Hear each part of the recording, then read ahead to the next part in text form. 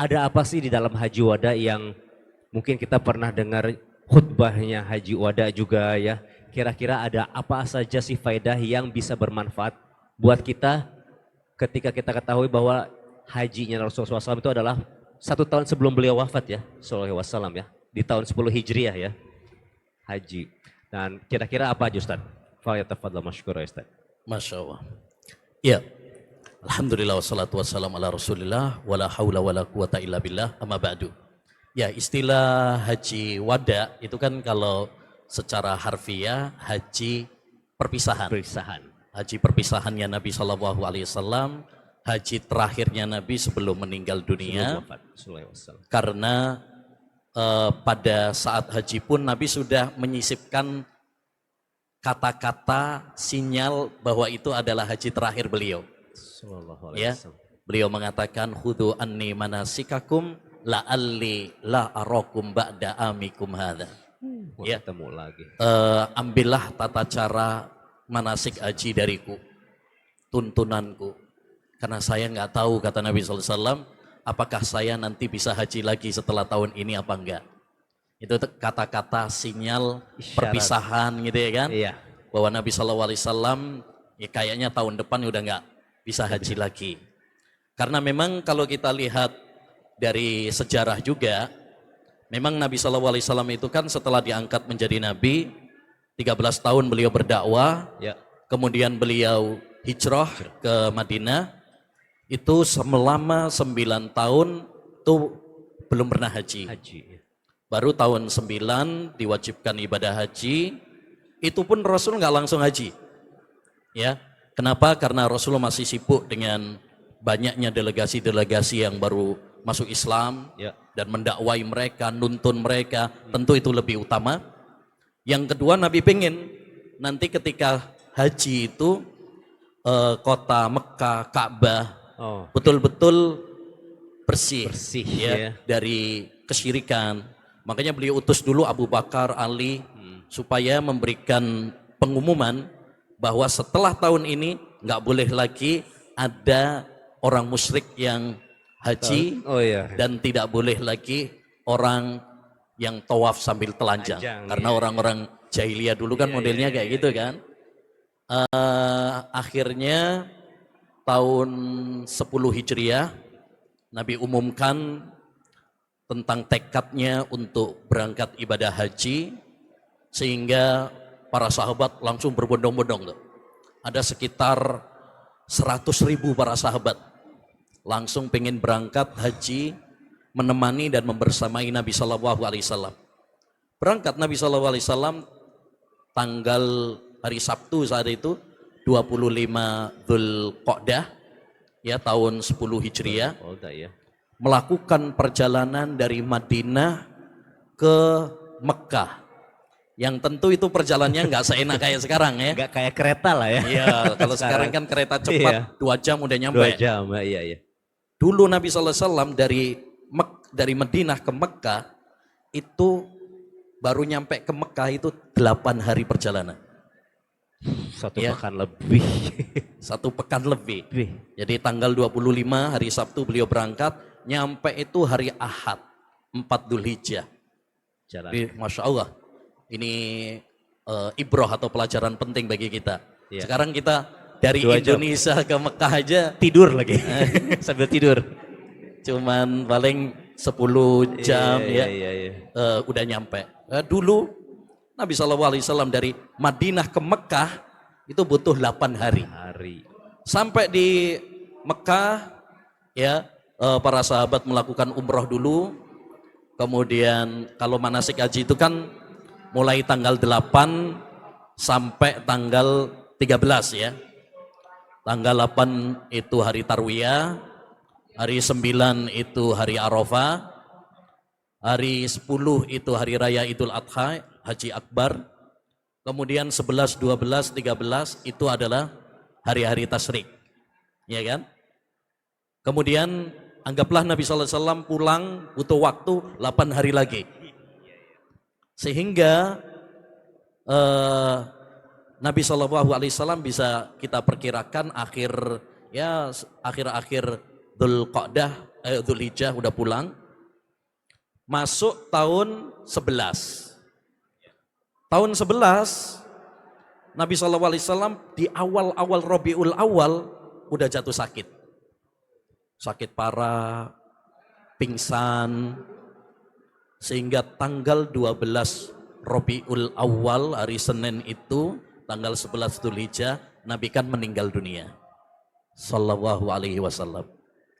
Artinya apa? Sekitar 88 hari setelah hajinya Nabi SAW, beliau meninggal dunia. Ya, itulah kenapa haji ini disebut haji wada. Karena ini adalah haji terakhir, haji perpisahan, di mana 80 hari setelahnya Nabi udah meninggal dunia. Jadi itu istilahnya gambaran singkat kenapa haji ini disebut sebagai haji wada, karena ini adalah haji terakhir Nabi, haji perpisahan Nabi Shallallahu Alaihi Wasallam sebelum beliau meninggal dunia. Wallahu a'lam. Baik. Dan yang paling kita ingat itu Ustadz, kalau tentang haji Rasulullah adalah tadi Ustadz bilang ada pesan di dalam haji itu yang mengisyaratkan yang pertama bahwa Nabi itu akan ya nggak tahu apakah tahun depan bisa ketemu lagi. Dan kalau nggak salah di sana ada wasiat, dan wasiatnya orang yang mau berpisah tentu berbeda dengan wasiatnya ya kalau anak kita bakal ketemu lagi gitu ya.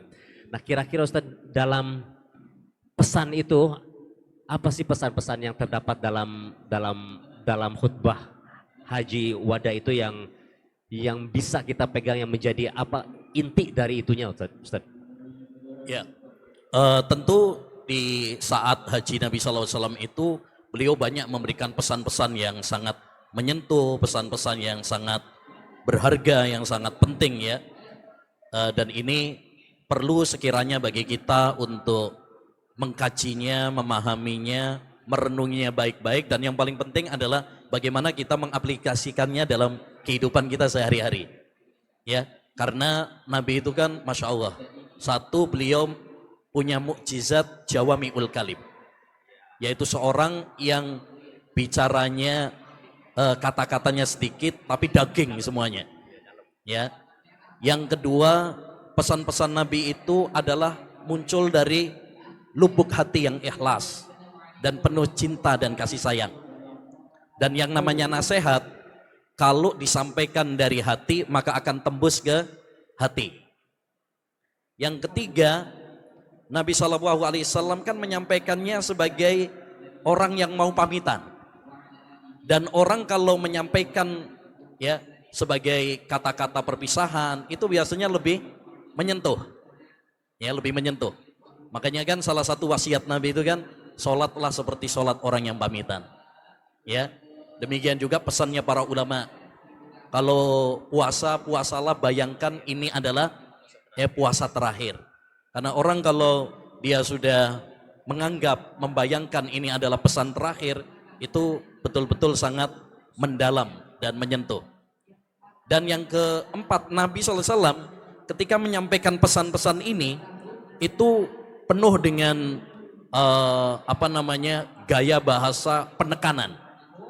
Nabi SAW nyuruh para sahabat diam supaya untuk memperhatikan. Nabi SAW menyuruh para sahabat untuk menyampaikan pesan ini kepada yang lain. Ya, untuk yang tidak hadir.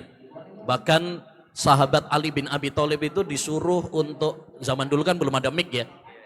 Jadi yang jauh-jauh ya beliau kayak Bilalnya lah gitu. Nah itu. Ya, jadi memang ini pesan-pesan yang sangat penting yang perlu kita perhatikan, karena ini banyak kaitannya tentang agama Islam, baik itu kaitannya tentang akidah, baik kaitannya tentang negara, ya perpolitikan, itu dibahas di dalam pesan-pesan Nabi tadi. Juga tentang masalah rumah tangga, ya masalah wanita, bagaimana keluarga, itu dibahas dalam pesan-pesan terakhir Nabi Sallallahu Alaihi Wasallam. Sehingga sudah sewajarnya bagi kita untuk merenungi dan menghayati pesan-pesan Nabi sallallahu alaihi wasallam yang disampaikan di Haji Wada tersebut. Ya. Kalau apa pesan-pesannya tentu banyak sekali ya. Ini mau Gak bisa dalam sekali ininya Ustaz ya. Iya. Poin-poinnya Ustaz, yang paling penting Ustaz, kira-kira apa yang beliau katakan yang hal yang paling penting yang oke, ini bakal berpegang teguh sama ini gitu. Ya tentu kalau pesan-pesan Nabi sallallahu alaihi wasallam sangat banyak ya. Ya. Kalau kita mau sebutkan tentu butuh waktu yang panjang. Panjang. Tapi mungkin poin-poinnya saja ya. Ya poin-poinnya. Yang pertama, beliau memberikan pesan-pesan dalam masalah akidah. Karena memang ini yang paling urgen. Oke. Masalah akidah. Seperti beliau mengingatkan kepada kita agar meninggalkan perkara-perkara jahiliyah. Ala kullu syai'in min amril jahiliyah maudhu. Segala sesuatu yang itu merupakan perkara jahiliyah itu sudah dihapus, diletakkan. Ya, artinya apa?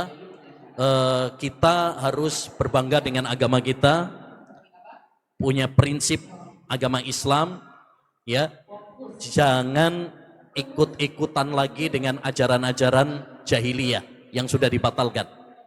Ya, makanya kita harus bangga sebagai seorang muslim, ya, jangan latah ikut-ikutan dengan perkara-perkara jahiliyah.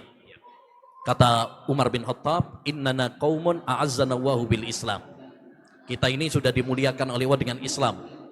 Tidak ada yang memuliakan kita kecuali dengan Islam. Yang kedua, Nabi berpesan supaya kita berpegang teguh dengan Al-Quran dan hadis. Ya, karena ini yang bisa menyelamatkan kita nanti. Petunjuk kita. Namanya orang kan dalam hidup ini butuh petunjuk. Ya, kita aja kalau jalan butuh petunjuk jalan. Kalau enggak nyasar nanti. Maka begitu juga dalam perjalanan kita menuju akhirat. Kita butuh petunjuk jalan yang mengantarkan kita menuju surga Allah Subhanahu wa taala. Di antaranya juga Nabi sallallahu alaihi wasallam mengingatkan kepada kita supaya menjalankan perintah-perintahnya dan menjauhi larangan-larangan Allah Subhanahu wa taala. Ya.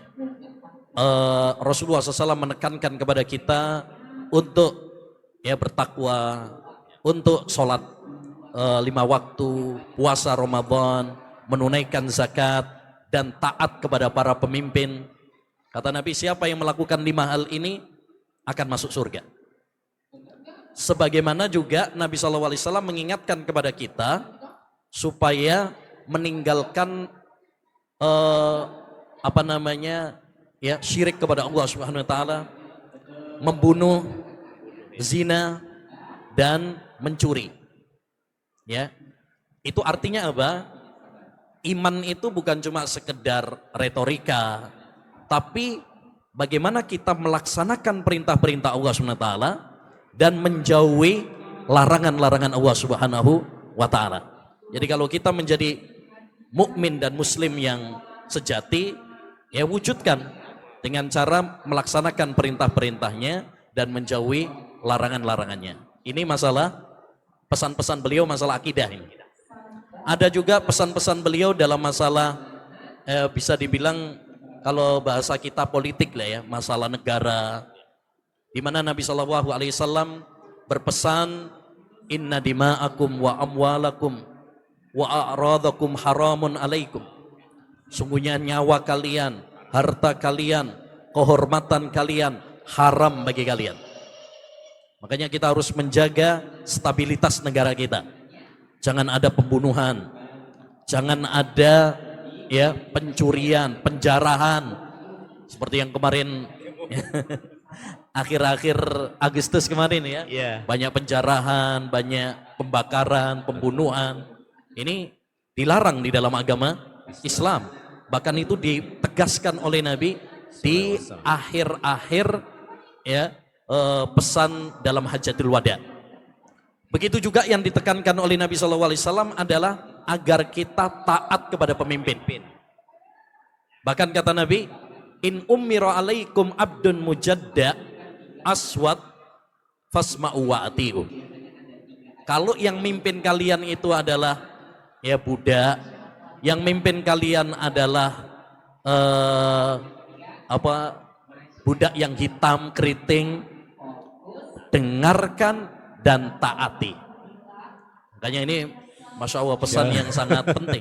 Ini prinsip loh. Iya, iya, iya. Karena kita kalau nggak taat sama pemimpin kacau negara. Kalau Walaupun kita sehari ya. memberontak, ya kan? Iya, iya, iya. Makanya ini pesan-pesan yang sangat penting. Ingat ini pesan Rasulullah. Dialah yang memerintahkan kita sholat. Dialah yang memerintahkan kita puasa. Dia juga yang memerintahkan kita taat kepada pemimpin.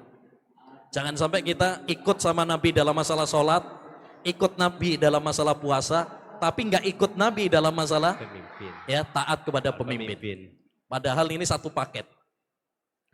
Yang ketiga, pesan Nabi dalam masalah rumah tangga, sosial, akhlak, ini pun ditekankan oleh Nabi Shallallahu Alaihi Wasallam. Nabi berpesan kepada para suami, ya, ittaqullaha fin nisa, fa innakum akhadtumuhunna bi amanillah, wastahlaltum furujahunna bi kalimatillah. Wahai para suami, bertakwalah kalian kepada Allah terhadap istri-istri kalian. Ya, jangan dolimi mereka, muliakan mereka, berlemah lembutlah kepada mereka. Itu pesan Nabi kepada para suami. Ya, sebagaimana Nabi SAW juga mewajibkan walakum alaihinna rizkuhunna wa kiswatuhunna. Wajib bagi kalian wahai para suami memberi nafkah mereka, memberi pakaian mereka. Jadi hak dan kewajiban suami istri ditekankan oleh Nabi pada saat haji wada. Masya Allah ini luar biasa. Jadi Nabi SAW pada saat hajatul wada ini pesan-pesannya luar biasa. Masalah akidah kena, masalah politik kena, rumah tangga, masalah rumah tangga mengena juga. Jadi luar biasa pesan-pesan Nabi Shallallahu Alaihi Wasallam. Ya, ini yang perlu terus kita gali, perlu kita renungkan, dan yang paling penting kita amalkan. Karena ilmu itu bukan cuma sekedar teori, iya. tapi ilmu itu yang paling penting adalah bermanfaat dan kita amalkan. Saya kira itu yang pesan-pesan Nabi yang sangat penting kan. Masya Allah. Terus ini ada, tentu kalau kita ingat haji, yang kita ingat biasanya, atau haji dan umroh yang kita ingat adalah tentunya air zam-zam Ustadz. Dan di sini juga ada hadiah buat yang ingin mendapatkan air zam-zam 5 liter. Gimana Ustadz? Ustadz yang bertanya atau?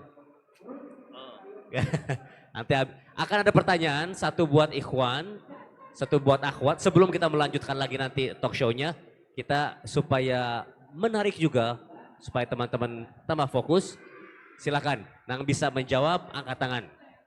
Saya yang ngasih pertanyaan nih. Ustadz dong. Siap. Untuk ikhwan dulu apa untuk akhwat dulu? Buat ikhwan dulu. Untuk ikhwan dulu, taib. Pertanyaannya untuk ikhwan. Berapa hari perjalanan Nabi dari Madinah ke Mekah? Dan bentar, belum selesai. Pertanyaannya bercabang ini Pak. Soalnya hadiahnya zam-zam. Kalau terlalu gampang, terlalu enak nanti ya. Pertanyaannya yang pertama, berapa jumlahnya? Berapa hari perjalanan Nabi? Yang kedua, berapa jumlah ya jamaah rombongan yang berangkat haji bersama Nabi? Ya. Dan yang ketiga, kapan Nabi berangkat hajinya? Hari apa dan tanggal berapa? Harinya. Ayo. Berapa hari dulu? Berapa hari? Assalamualaikum warahmatullahi wabarakatuh. Siap. Salam. Yang pertama 8 hari. 8 hari, betul. Kalau yang ikut sekitar 100.000, Ustaz. 100.000, betul. Kalau yang ketiga Ana lupa, Ustaz. Lupa. Berarti dapat hadiah nggak ini? Ada yang belum lupa ini? Ada yang bisa menjawab dulu atau ada yang bisa menambahkan? Ada yang bisa menyempurnakan nggak mungkin jawabannya? Belum? Oh ini Ustadz mau coba disempurnakan katanya. Wah panitia nih. Dari Ahwat mungkin. Ahwat nanti beda lagi pertanyaannya.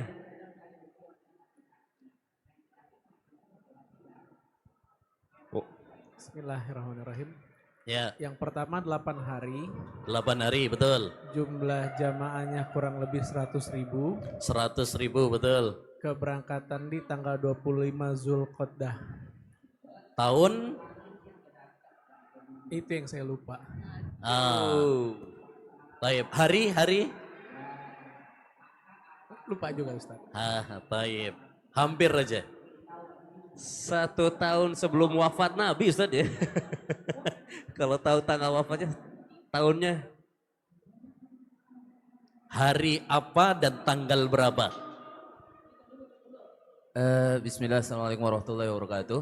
Pertanyaan pertama, Anda coba jawab. Insya Allah yang pertama 8 hari. Ya, Yang kedua kurang lebih 100.000.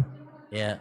Yang ketiga 25 Zulqa'dah tahun 10 Hijriah. Harinya? 25 Zulqa'dah, wah kurang paham Ustaz. Taib. Kurang nggak? Tapi sudah lumayan. Nah, Udah pakai Syekh GPT nih kayaknya nih. Bismillah, Ustaz. Mau jawab, Ustaz? siap. Yang pertama 8 hari, Ya, hari Sabtu. 8 hari. iya. Terus berapa jumlah? 120.000 jamaah. 100 ribuan lah gitu. 100 ribuan. Ya, Terus sahabat-sahabat. lebih ya betul. Terus 25 Zulqa'dah, hari Sabtu ke Sabtu lagi. Sabtu ke 8 hari Sabtu. deh. Taib. Hari Sabtu tanggal 25 Ya, Dzulqa'dah. Dzulqa'dah. Ahsan, betul. 10 Hijriah. Hari Sabtu, betul. Nah, berarti dapat hadiah ini. Silakan nanti ambil hadiahnya di depan. Sekarang pertanyaan buat Ahwat. Taib. Pertanyaan untuk Akhwat. Ada mic-nya? Ada mic-nya ya? Oh, ada, oke. Taib. Pertanyaannya. Sebutkan poin-poin pesan-pesan Nabi. Kisi-kisinya aja. Nggak usah dijelaskan panjang lebar. Kisi-kisi pesan-pesan Nabi saat Hajatul Wada. Apa saja? Ya, sebutkan minimal 5 pesan Nabi SAW saat Haji Wada.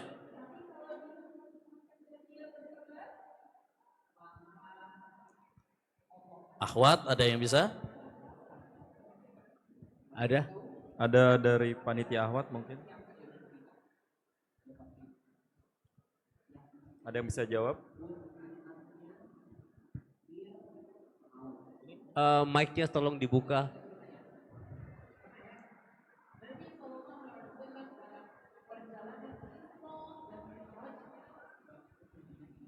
Cek. Bismillah. Ya. Pesan-pesan Nabi Shallallahu Alaihi Wasallam tatkala Haji Wada. Pertama, dalam masalah akidah, di mana beliau bersabda, innana qaumun a'azzanallahu bil Islam. Yang kedua, berpegang teguh dengan Al-Quran dan Sunnah. Yang ketiga, menjalankan perintahnya dan menjauhi larangannya. Yang keempat, agar taat kepada pemimpin. Dan terakhir, beliau menekankan dalam urusan rumah tangga. Syukran, jazakumullah khairan. Nah, ahsan. Tapi yang pertama itu ucapan Umar bin Khattab, bukan hadis Nabi SAW. Yang intinya yaitu hendaknya meninggalkan perkara-perkara jahiliyah. Nah, ahsanti. Barakallahu fiik. Ya, dapat ya? Nah, Masya Allah. Baik, sebelum kita lanjutkan talk show-nya, mungkin ada yang mau bertanya dulu kepada Ustadz. Silakan angkat tangan. Dari akhwat tidak ada? Tidak ada pertanyaan?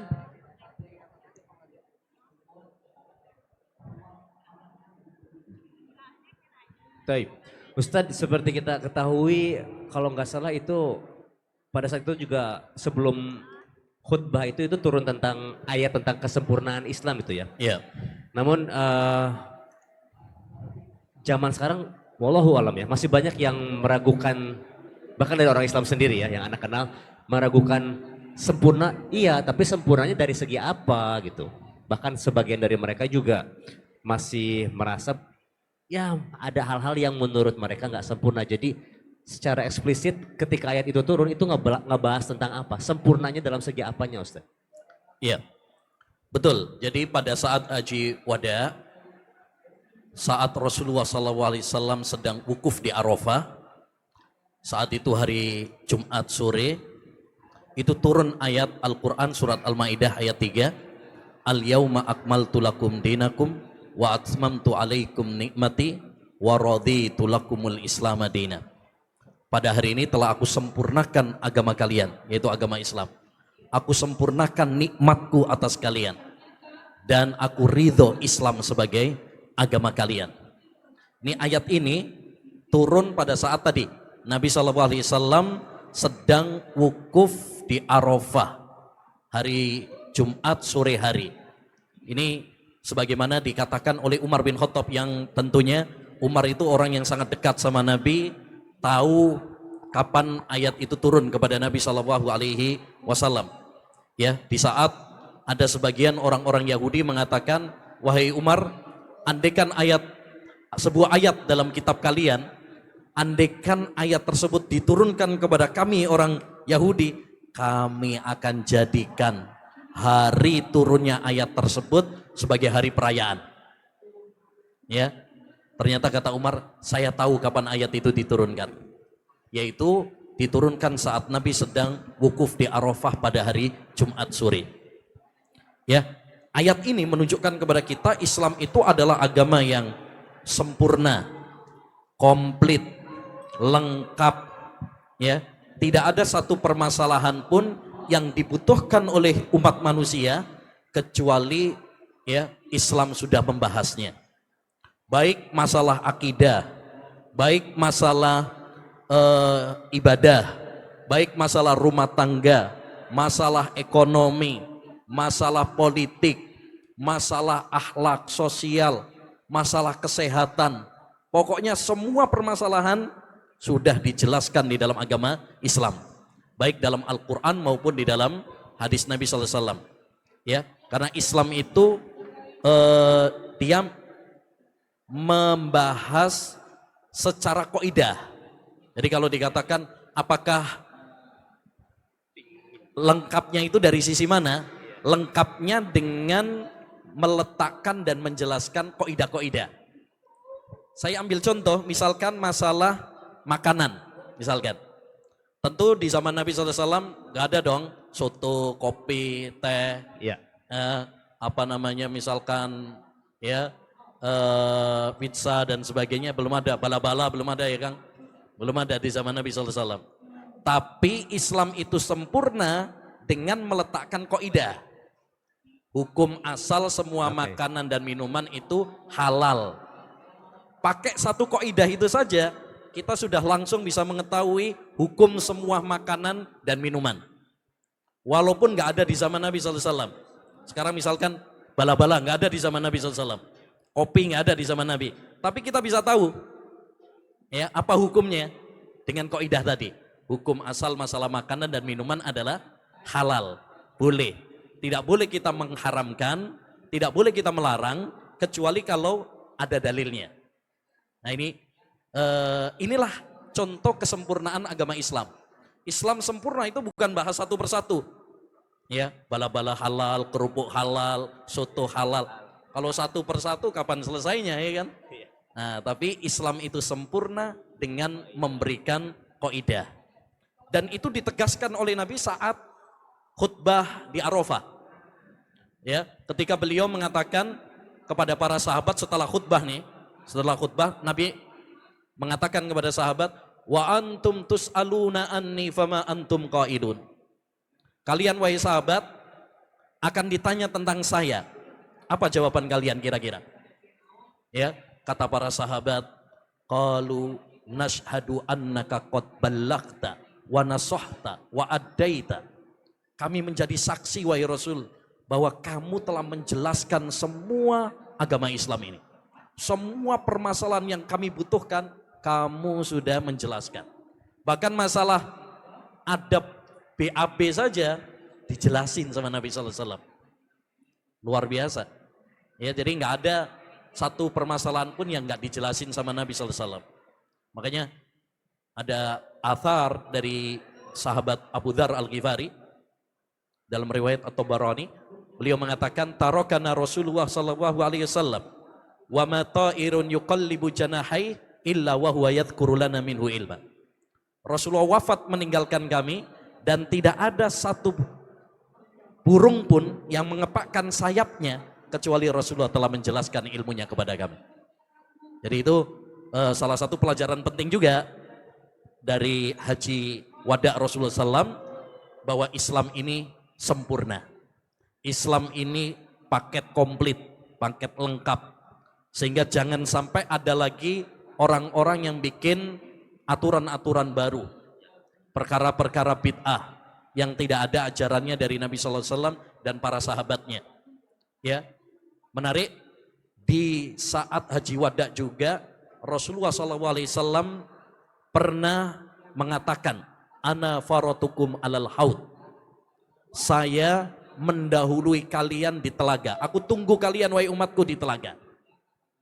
Terus Nabi mengabarkan, nanti ada segolongan yang mau minum di telaga Nabi sallallahu alaihi wasallam, ternyata mereka diusir. Gara-gara apa?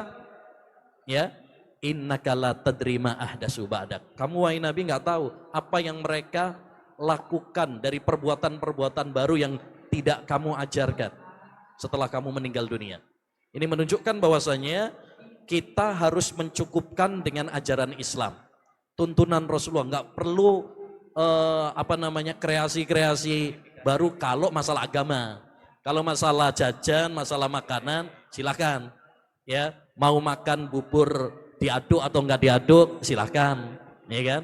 Mau kopi pahit atau pakai gula, silakan. Itu masalah dunia, masalah makanan. Ya, mau prasmanan ini saya mau, ini saya enggak mau, silakan. Tapi kalau masalah agama jangan. Ya. Jadi kalau masalah agama, kalau kita melakukan kreasi-kreasi baru, justru kita nanti akan diusir dari telaga Nabi Sallallahu Alaihi Wasallam. Ya, nah saya kira itu. Nah.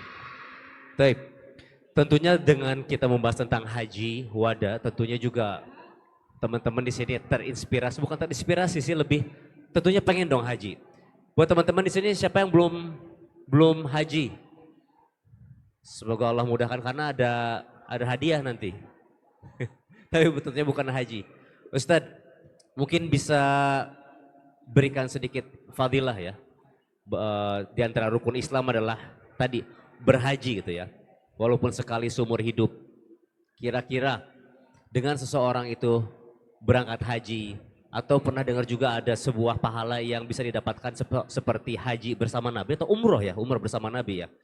Nah kira-kira apa sih fadilahnya haji, apalagi zaman sekarang kita daftar udah nggak mungkin reguler, katanya bisa sampai 40-50 tahun, kira-kira solusinya gimana Ustadz? Ya pertama tentu yang harus kita tanamkan dalam diri kita bahwa haji ini adalah suatu kewajiban. Ya, suatu kewajiban yang Allah SWT wajibkan kepada kita, bahkan ini adalah salah satu rukun Islam. Kita semuanya hafal, rukun Islam ada 5. Ya, salah satunya adalah haji.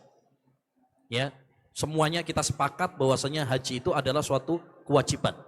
Tidak ada yang mengingkari tentang kewajiban ibadah haji. Ya, kalau ada yang mengingkari kewajiban haji, ini udah kafir dari agama Islam. Ya. Dan di samping ini adalah suatu kewajiban, ternyata Masya Allah banyak keutamaan-keutamaannya. Di antara keutamaan ibadah haji, satu yaitu ibadah haji ini tadi rukun Islam.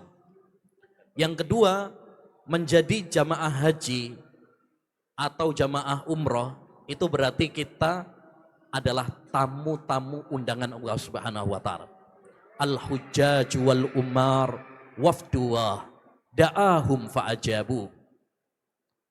Orang-orang yang haji dan umroh itu adalah tamu-tamu rombongan Allah SWT. Allah mengundang mereka dan mereka memenuhi undangan Allah SWT. Di antara keutamaan haji juga, haji itu adalah salah satu kunci pembuka rizki. Jadi mungkin kita kadang bayangin, wah habisin duit nih, Iya. habis banyak ini. Justru dengan hajilah ya Allah SWT akan membuka pintu-pintu rizki. Tabi'u bainal haji wal umrah fa innahuma yanfiyanil faqra wadh-dhunub. Sering-seringlah kalian haji dan umrah karena haji dan umrah itu bisa menghapus dosa dan menghilangkan kemiskinan. Dan di antara keutamaan ibadah haji juga, ibadah haji ini Masya Allah bisa menghapus dosa-dosa kita. Penghapus dosa, kita ini kan banyak dosanya. Maka salah satu cara untuk menghapus dosa yaitu dengan ibadah haji. Ya, bahkan kata Nabi SAW, man hajja walam yarfus walam yafsuk raja'aka yauma waladatsu ummu.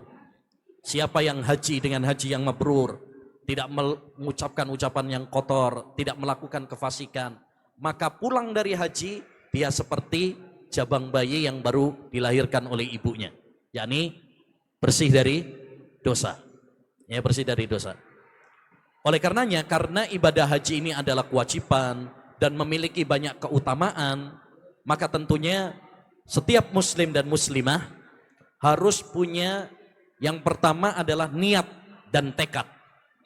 Ini, ya, kita harus nawa itu dulu, ini yang paling penting. Nawa itunya dikuatkan, tekadnya dibulatkan. Kalau seorang itu punya niat, punya tekad yang kuat, maka dengan niat dan tekadnya itu saja dia sudah dapat pahala. Walaupun belum kesampaian misalkan. Ya, dengan niatnya saja dia sudah dapat pahala. Makanya dulu ketika ada seorang sahabat Nabi SAW tidak ikut perang karena ada sakit, udzur, maka Nabi SAW mengatakan ya kepada para sahabat yang lain yang berangkat, ma qata'tum wadiyan illa syarakukum fil ajr. Tidaklah kalian menempuh satu lembah kecuali mereka juga dapat pahala. Yaitu saudara-saudara kita yang di Madinah yang nggak ikut. Kenapa? Karena mereka terhalang oleh udzur. Jadi misalkan kita kalau sudah punya tekad, punya niat untuk haji, ternyata qadarullah ternyata antrinya 30-40 tahun. Sebelum kesampaian kita udah mati duluan. Misalkan. Sekedar dengan kita niat dan tekad itu saja, kita sudah dapat pahala. Maka ini pentingnya kita punya niat, punya tekad, punya usaha. Jangan ditunda-tunda. Karena kita tidak pernah tahu kapan kematian akan mendatangi kita. Salah satu pesan Khalid bin Mi'dan rahimahullahu ta'ala, ya, jika Allah membukakan pintu kebaikan kepadamu, jangan kamu tunda-tunda. Karena kamu tidak pernah tahu kapan pintu itu terbuka lagi untukmu. Jadi untuk teman-teman, terutama ya milenial, kita milenial ini ya. Buat Gen Z juga. Gen Z dan sebagainya, kalau sudah punya ya niat dan tekad, ya segera disempurnakan dengan usaha, dengan daftar, ya ke travel-travel yang terpercaya. Mudah-mudahan dengan kita niat dan tekad yang bulat tersebut, ya Allah Subhanahu wa taala mudahkan kita. Kalaupun belum kesampaian, kita sudah tetap mendapatkan apa? Pahala. Ya. Jadi jangan tunda-tunda lagi, apalagi tadi antrinya panjang ya. Sampai 30-40 tahun. Ya, kalau kita nunda-nunda, nggak tahu umur kita nyampe apa tidak. Ya, tapi yang jelas kita harus punya tekad dan sudah harus punya niat yang kuat. Selama kita punya niat yang kuat, maka Allah Subhanahu wa taala akan memudahkan usaha kita dan memberikan keberkahan dalam segala langkah kita. Ya, salah satu perkataan indah Imam Ahmad bin Hanbal kepada putranya, "Ya bunayya inwil khair, fa innaka la tazalu bi khairin ma nawaital khair." Wahai putraku, berniatlah yang baik. Engkau akan senantiasa dalam kebaikan selama engkau berniat yang baik. Jadi pesan saya untuk semuanya, mudah-mudahan kita semuanya dimudahkan untuk menjadi tamu-tamu Allah Subhanahu wa taala, ya. Segera bulatkan tekad kita, niat kita, ya, dan wujudkan impian kita sembari dengan banyak berdoa kepada Allah Subhanahu wa taala. Karena tidak ada yang memudahkan setiap impian kita kecuali hanya Allah Subhanahu wa taala.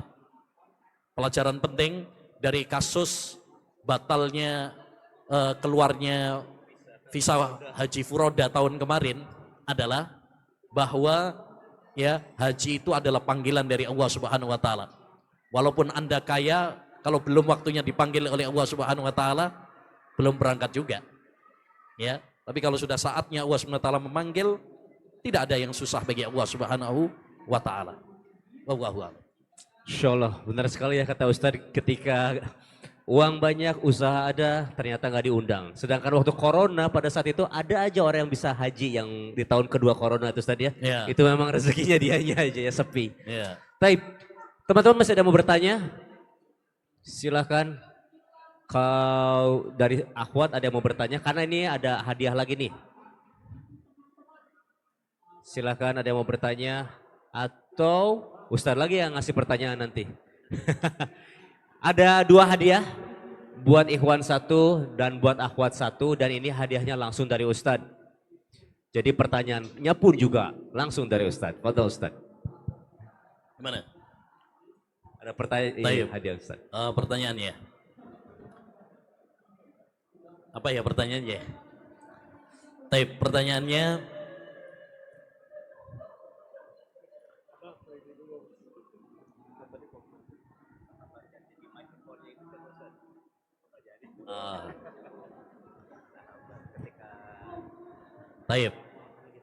tadi kita sampaikan bahwa saat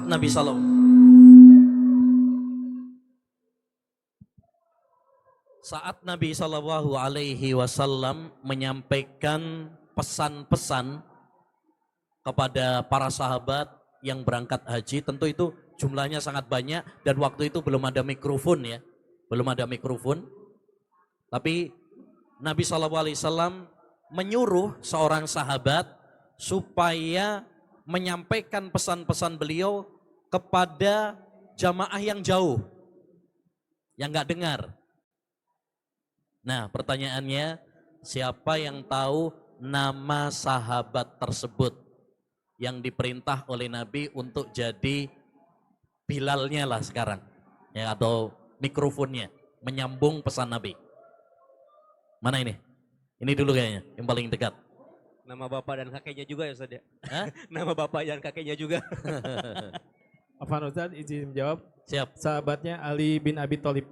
Masya Allah, sahabat Ali bin Abi Thalib, menantu Rasulullah Sallallahu Alaihi Wasallam. Betul? Betul. Nah, ahsan. Jazakallah. Barakallahu fiik. Sekarang pertanyaan buat akhwat Ustadz.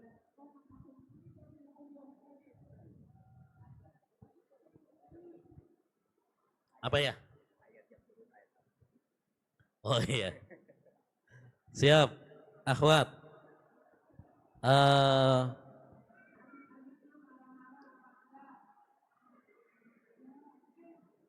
Ayat yang turun pada saat Nabi Shallallahu Alaihi Wasallam wukuf di Arafah pada Jumat sore.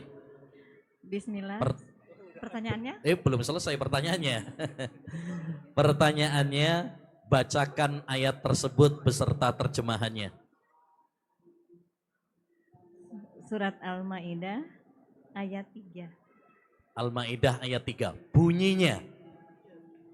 Betul. Al-Maidah ayat 3. Bunyinya gimana? A'udzubillahi minasyaitonirrajim. Bismillahirrahmanirrahim. Artinya aja Ustaz? Loh enggak ya. Yang Al-Quran itu bahasa Arabnya. Kalau Indonesianya terjemahan namanya. A'udzubillahi minasyaitonirrajim. Al-yawma akmaltu lakum Ya. Al-yawma akmaltu lakum dinakum wa atmamtu alaikum ni'mati wa raditu lakumul Islam dina. Masya Allah, betul. Al-yawma akmaltu lakum dinakum wa atmamtu alaikum nikmati wa raditu lakumul islama dina. Artinya apa?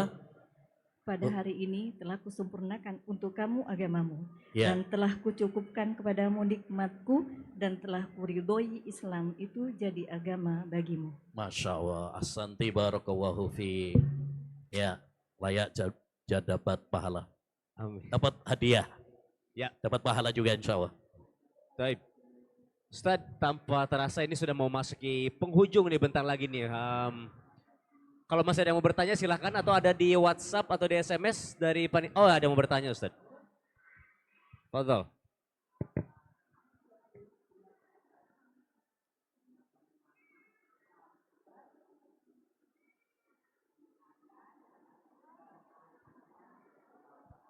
Bismillah, Ustaz. Ana mau bertanya perihal tentang, jadi ada satu kejadian itu kepada keluarga Ana. Jadi Ana ketika itu mau membelikan tiket saudara Ana umroh, namun beliau menolak karena alasannya beliau belum daftar haji. Nah, jadi apa itu kira-kira hukumnya Ustaz? Apakah dulu umroh atau haji gitu? Karena dia menolak ketika dia belum daftar haji katanya. Gitu Ustaz. Taib Ustaz. Ya. Pada dasarnya kalau dia menolak itu haknya. Dia bisa menolak atau menerima. Tapi alasannya yang tidak tepat.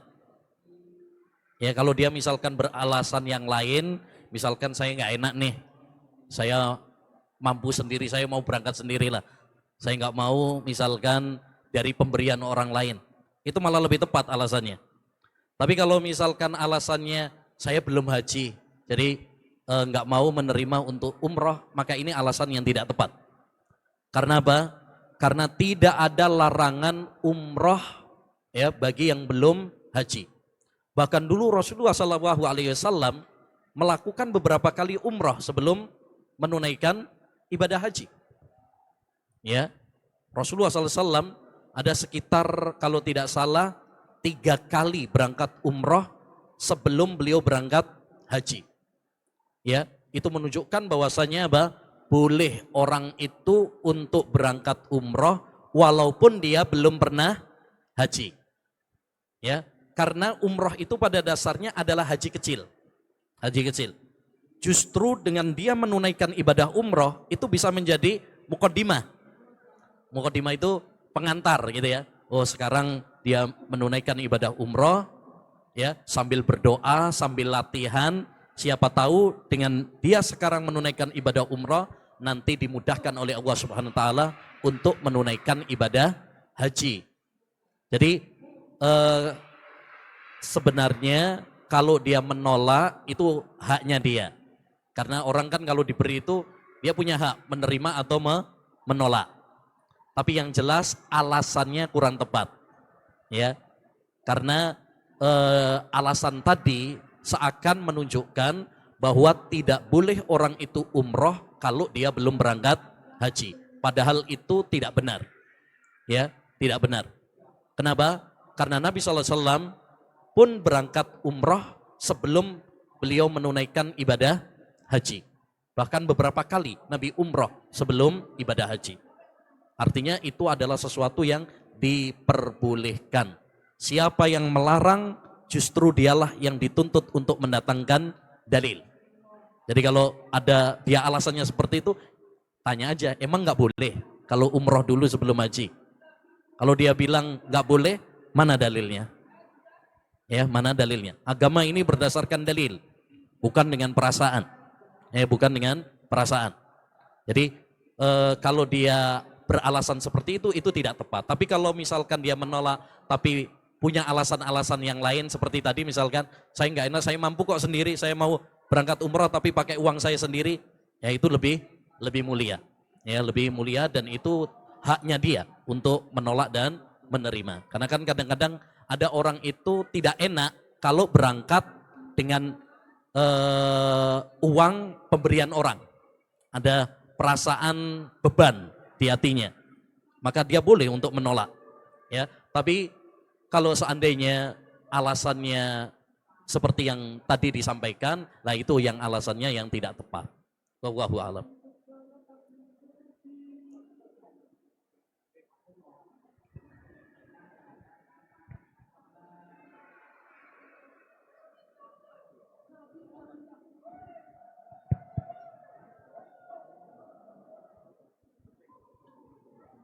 Cek, oke. Ada lagi yang mau bertanya? Ada yang mau bertanya dari akhwat, tidak ada? Ustadz mau bertanya tentang ini Ustadz. Kita tahu bahwa haji itu man istata'ta ilaihi sabila ya. Maksudnya bagi mereka yang mampu gitu ya. Kadang-kadang kita ketahui mungkin hanya secara finansial sama secara fisik aja.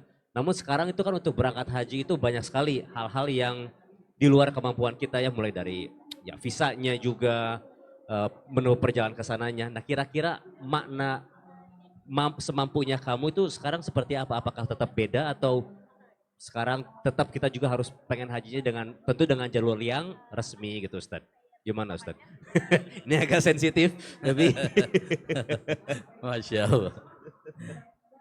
Ya, seperti tadi yang sudah kita sampaikan, satu, bahwasanya ibadah haji itu adalah suatu kewajiban. Ya, tapi semua kewajiban ini sebenarnya bukan haji saja, tapi lebih ditekankan dalam masalah haji. Bahwasanya tidak ada kewajiban kecuali bagi yang memiliki kemampuan.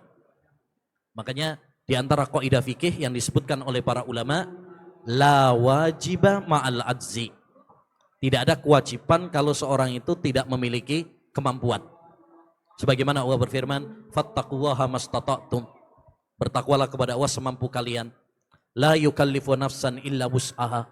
Allah tidak membebani jiwa kecuali sesuai dengan kemampuannya. Ya, terkhusus dalam ibadah haji. Makanya dalam ibadah haji itu baik dalam Al-Qur'an maupun dalam hadis ada lafaz in istata'ta ilaihi sabila. Jika kamu memiliki kemampuan untuk ke sana. Kemampuan ke sana itu yaitu semua sarana yang mengantarkan kita untuk berangkat haji. Ya tentunya satu finansial ya, bekal. Karena untuk berangkat ke sana butuh finansial, butuh uang, ya, butuh bayar, yang butuh perbekalan. Jangan sampai kita bondo nekat, ya. Seperti sebagian orang kadang jalan kaki atau cuma sepeda ontelan saja, akhirnya di sana ya ngemis, minta sini, minta tolong situ. Nah ini nggak boleh, ya tidak boleh. Itu berarti merepotkan dirinya sendiri, ya di luar dari kemampuannya. Yang kedua tentunya adalah dari sisi kemampuan, dari sisi keamanan. Ya, keamanan. Demikian juga kalau zaman sekarang segala sarananya seperti apa? Visa. Karena kita nggak mungkin sekarang berangkat haji kecuali karena ini kaitannya dengan antar negara, kecuali dengan adanya visa. Maka ini termasuk istitoah, kemampuan. Karena semua peraturan, ini kaidah, semua peraturan yang dibuat oleh pemerintah dan itu tidak bertentangan dengan syariat, maka hukum asalnya wajib bagi kita untuk menunaikannya. Tidak boleh bagi kita untuk melanggarnya. Bahkan tadi sudah kita sampaikan, justru itu salah satu pesan Nabi di Hajjatul Wada. Salah satu pesan Nabi kan apa? Suruh taat kepada pemerintah. Taat kepada pemerintah itu bukan dalam hal-hal yang ada dalilnya saja, tidak. Patokannya taat sama pemerintah itu selama perintahnya, undang-undangnya tidak bertentangan dengan syariat. Contoh misalkan undang-undang atau peraturan lalu lintas. Zaman Nabi nggak ada. Zaman Nabi nggak ada. Tapi itu tidak bertentangan dengan syariat. Maka wajib ditaati. Pencatatan KUA. Kalau nikah harus dicatat di KUA. Zaman Nabi nggak ada pencatatan. Tapi itu tidak bertentangan dengan syariat. Bahkan syariat mendukungnya. Karena tujuan utama dari semua itu adalah supaya tidak ada yang mendolimi dan terdolimi. Ya, kalau lalu lintas dibuat supaya apa? Nggak terjadi kecelakaan lalu lintas. Ya, kalau pernikahan supaya nanti tidak ada nanti yang mendolimi atau terdolimi. Ya, jangan sampai nanti nikah terus nggak ngaku-ngaku. Oh, kapan saya nikah sama kamu? Karena mana buktinya? Nanti kan gitu. Nah, jadi demikian juga peraturan pemerintah dalam masalah haji. Ya, peraturan pemerintah dalam masalah haji. Selama itu tidak bertentangan dengan syariat, maka wajib bagi kita untuk apa? Taat. Ya.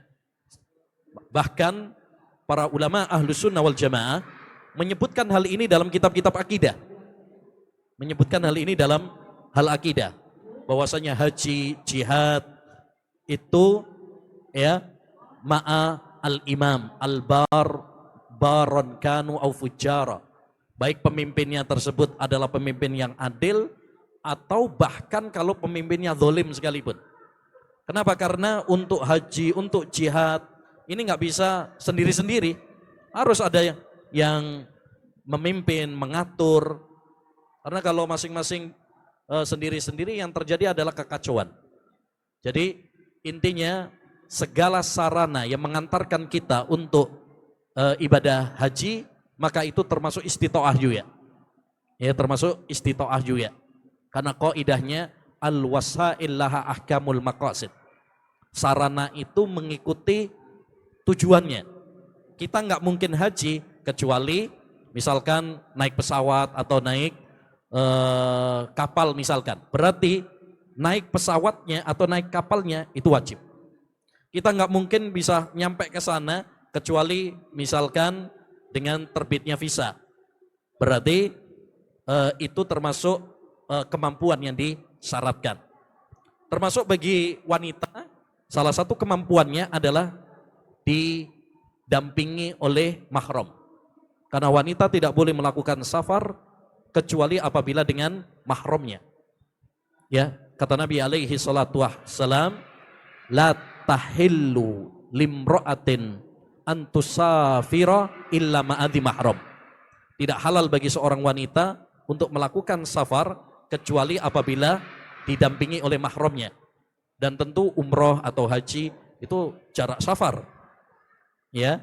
Nah, maka istitoah atau kemampuan dalam ibadah haji yang disebutkan oleh para ulama juga adalah jika dia wanita maka harus didampingi dengan mahramnya. Wallahu a'lam. Baik. Ikhwan, alhamdulillah sekarang sudah memasuki akhir acara. Mungkin sedikit penutup aja Ustadz sebagai motivasi buat teman-teman ya supaya tadi Ustadz bilang bahwa kita harus segera daftar dan di sini juga banyak sekali travel. Yang penting kita niatkan dulu bisa dengan cara menabung dan yang lainnya. Ustadz motivasi supaya teman-teman insya Allah pulang dari acara ini mungkin sambungan dari pesan Rasulullah di Haji Wada dan juga supaya pulang dari sini iman itu kecas. Sedikit saja nasihat sebagai penutup Ustadz. Al-Imam Syafi'i rahimahullah ta'ala pernah mengatakan laisal ilmu ma khufidha innamal ilmu ma nafa'a. Ilmu itu bukan cuma sekedar cakrawala pengetahuan, hafalan, tapi ilmu itu adalah yang bermanfaat. Ya, bermanfaat bagi pribadi kita dan bermanfaat bagi orang lain. Tentu pesan-pesan Nabi SAW tadi pesan-pesan yang sangat agung, tapi jangan hanya dijadikan sebagai cakrawala pengetahuan. Jangan hanya sekedar sebagai wawasan pengetahuan, tapi yang paling penting adalah bagaimana pesan-pesan tersebut meresap dalam hati kita dan kita amalkan, aplikasikan dalam kehidupan kita sehari-hari. Karena tidak ada manfaatnya ilmu kalau tidak diiringi dengan amal, kalau tidak membuahkan amal, ya. Dan yang kedua, sampaikan pesan-pesan Nabi ini kepada yang lain. Karena itu pesan Nabi SAW. Setelah beliau berpesan, ya, tentang masalah-masalah tadi, beliau mengingatkan kepada para sahabat yang hadir, ya, liyuballihis syahidu minkumul ghaib. Yang hadir hendaknya menyampaikan, menyebarkan, ya, pesan-pesan ini kepada yang tidak hadir.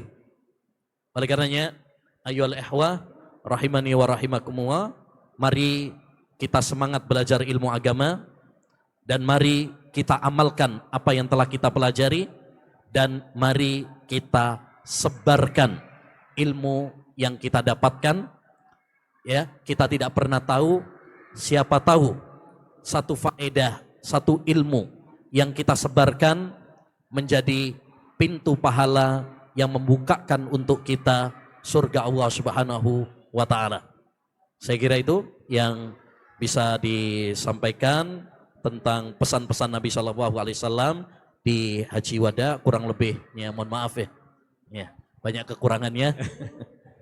Baik, jazakumullah khairan Ustadz. Mudah-mudahan apa yang disampaikan bermanfaat bagi kita dan juga semoga Allah berkahi juga ilmu Ustadz keluarganya.